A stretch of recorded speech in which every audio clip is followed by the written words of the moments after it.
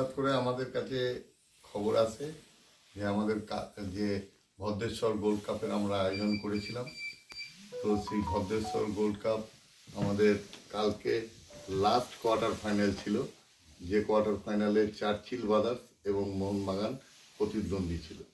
Churchill brothers আমাদের কাছে সকালেই চলে আসে, কিন্তু আমাদের কাছে হঠাৎ সন্ধ্যেবেলায় খবর আসে যে মোহনবাগান তাদের অফিসিয়াল এবং অনিবার্য কারণবশত তারা কালকে আসতে পারবে না।